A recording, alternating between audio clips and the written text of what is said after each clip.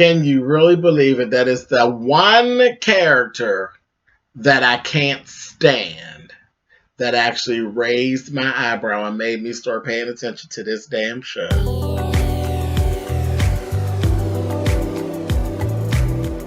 And I'm like, come on through, Cookie. I'm going up on my soapbox. That's basically it. Let's talk about drag in all its forms.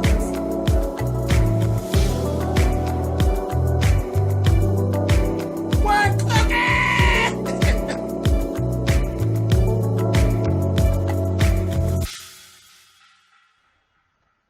Hey guys, thanks so much for clicking on the video. This is my review for Real Housewives of Atlanta, Season 10, Episode 4. Yes, as I said, the one person now, and I know a lot of people get confused and think that I have my favorites and all of that, and they get mad at me and think that I'm being too mean to certain characters on the Real Housewives of Atlanta. Well, let me clear this up once and for all, and I've actually said this before. I am not team anybody on Real Housewives of Atlanta. There's not one of these girls on this show that I ride for. Not at all. And I've been here since it started.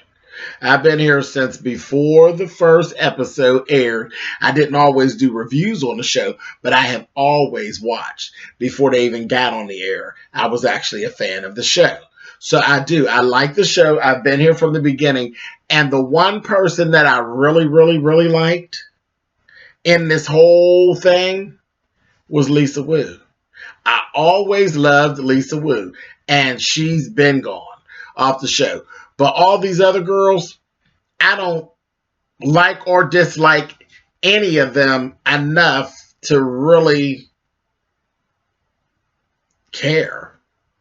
Now, I really don't like Kenya and Porsha. Them two bitches. And now Kenya has to be here for what she gives this show. But that Porsha could take a quick, fast run, long run off of a short bridge, and I will not be too hurt. But anyway, so that is that. But the one person that I think I don't like more than any of them is Kim Zolciak. I don't do Kim Zolciak. I don't like her. I just don't. I don't care for Kim. I don't. She's nobody. I wouldn't walk to the corner store with Kim. Kim is fake and phony and shady, and I don't like Croy, and I don't have their kids to do. I don't want nothing to do with them. I've never watched Don't Be Tardy for the Party, and she'll never get a view or a piece of credit from any address that has my name on it. I don't do her. She's just not my cup of tea. She is not. She's not my cup of tea. I just see so many things with her that I can't do. The sweetie stuff, the Big Papa stuff, all that stuff. And her and the way her and NeNe have... She serves me very much of... Some of my best friends are black. She's always given me that. I've always felt that about her. And I don't like her. And I never did. Okay, moving on. I'll get down off my soapbox now, but I'm bam, and I'm back. Let's go on to the show. Gregg and NeNe. Gregg is actually having some heart problems. We will be keeping our eye on Gregg because they're not even telling you everything that's going on, but there's something going on with Gregg. And when I was looking at his wounds and what they had done and what he was talking about, he was giving you the very scaled down version. There's really some issues there, heart issues. And yeah, we'll be keeping our eye on Gregg and praying for Gregg because what Gregg got going on ain't no joke. He's giving us the scaled down version. It ain't no joke. We'll be praying for Gregg because we really do like Gregg. Yeah, that alarmed me. Moving on. Jack Daniels. Jack Daniels went to see Sheree. They did a little session over there at the house. Child, didn't Cairo just look big and goofy walking around? just big and goofy. I'm like, usually, for a minute he was coming across as big, goofy, and cute. Had a little sexy thing going on. Now you just look big and goofy and at home. I was like, child, get out of the goddamn camera. Get somewhere to sit down. Anyway, but what I'm seeing with Sheree is blaming herself for coming across as weak while dealing with the stuff with Bob. And she definitely needs to work on that because you weren't weak. You were abused. And my darling, there is a difference. There's a difference. You were abused, and it's time for you to heal. And in order to heal, you're going to have to stop blaming yourself for what happened. Stop blaming yourself for how you took what happened. It's a learning process. When you know better, you do better. It is what it is. Now you got to let that go. Stop blaming yourself, and you'll be able to move forward. And Jack Daniels, I think he's going to help you. I think he's going to be effective. I really do.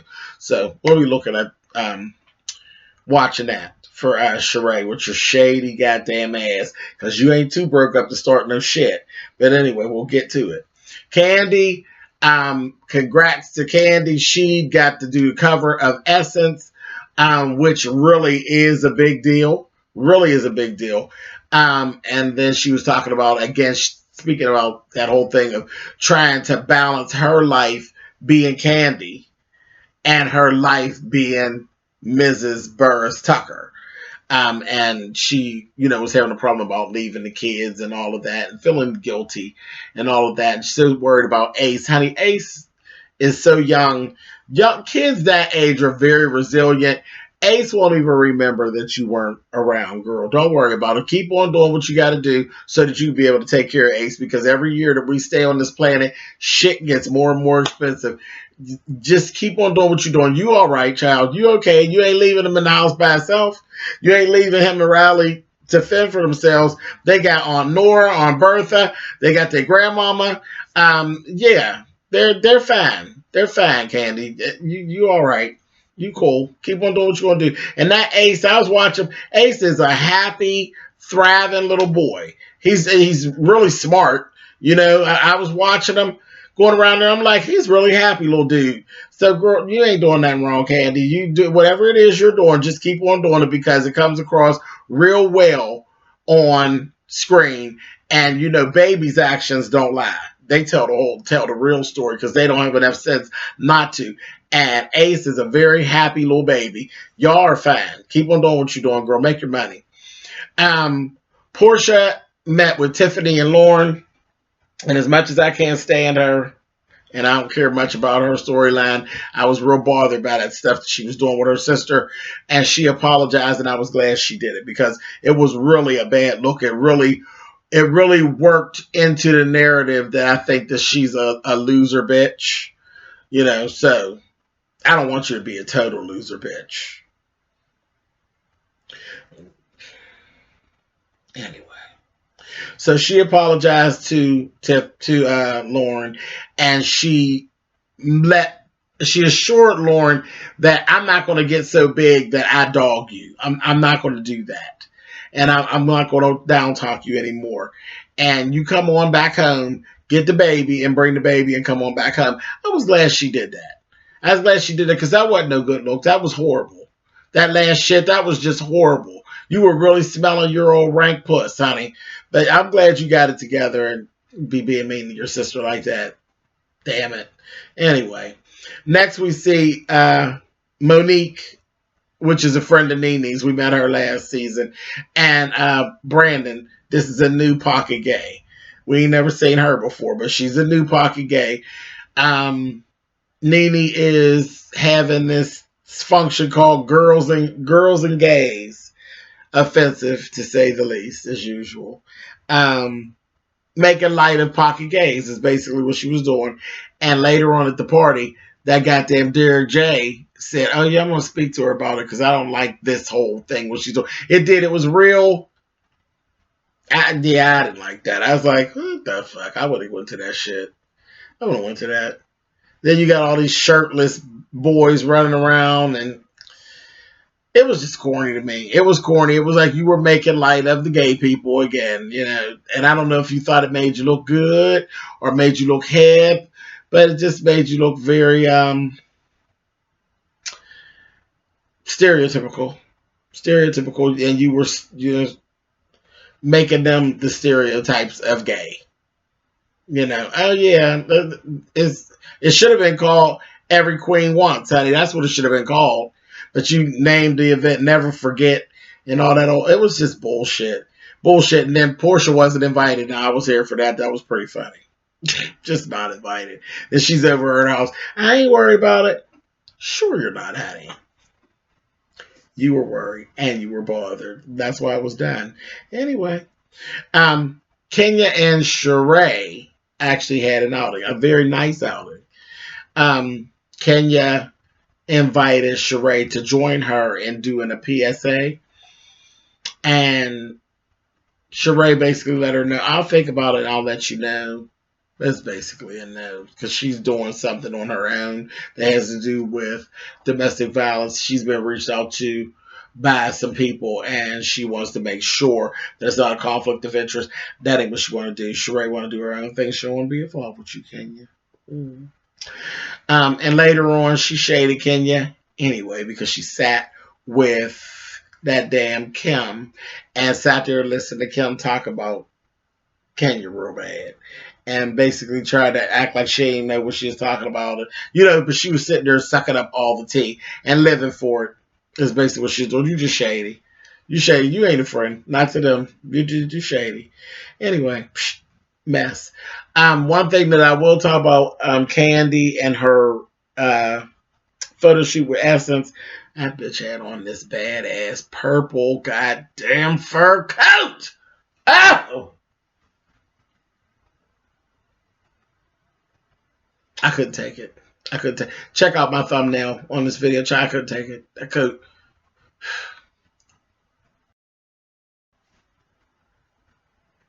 That coat gave me everything, Miss Kandi. Anyway, yeah. Okay, let's talk about Cynthia and Will real fast. We like Will. Will is real cute. He is a keeper. He's definitely a keeper. He looks like a lot of fun. He dealt really well with the blast of the media coverage that they weren't expecting. The paparazzi got them taking a picture with Dr. G and Quad. They were at a party, and he handled that very well, handled like a gentleman. He got 10 points in my book for that. Then he actually took the time to talk to her about how are we going to deal with each other to make sure that we're always on the same page and that we're always getting along and having as much fun as we're having right now. So for me, that scored him an extra 5 points because you're taking care of problems before they even arise. How do we, you're starting off with how do we make the bumps in the road smooth before we ever even get to the bumps? How do we deal with each other so that we never end up like taking one another's feelings for granted? Hey, 5 more points from Mr. Will. Mr. Will's pretty damn good. And then the other thing he wanted to know, when can I come over to Lake Bailey? And Cynthia's stumbling and stammering because she knows she wanted to come on over to Lake Bailey and bang her box too. Yeah. There's some box banging in the very near future, and I'm here for it. Anyway, so we like him. Moving on. Enters Marlo Hampton. Marlo comes to the party. When I tell you that Marlo had on the baddest white one-shoulder dress at NeNe's function, because it was all white. It was an all-white function. That dress that Marlo had on was everything. It was bad as shit. I said, that Marlo, she had a cuff on her neck. Bad, but she was clean as hell. Sheree invited Kim as her plus one, and he kept saying, "You're my ex-gay friend," because y'all remember when Kim was openly claiming that she was a bulldagger. or bisexual, whatever. Yeah, like I said, a bulldagger.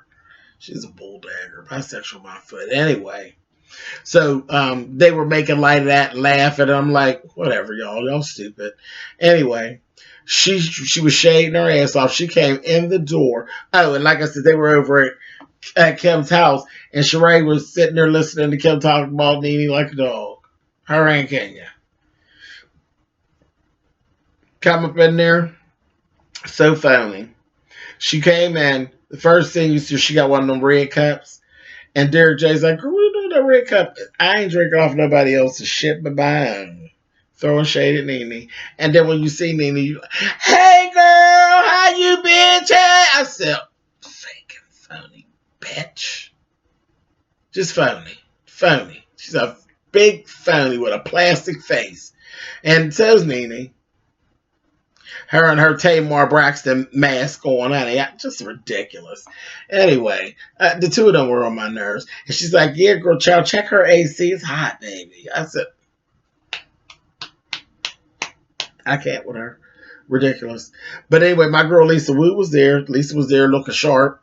And the party seemed to be going really, really well. And then, baby, it got woken up because I was like, okay, here we go into this mundane thing that we've been going into with this season. And, baby, that Kim, she lit out there in them streets, baby, and got to coming for Kenya. Kenya couldn't take it. She couldn't take it.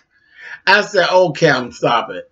And strangely enough, as much as I don't like Kim made it entertaining. She brought the goddamn noise. You hear me? Brought the noise.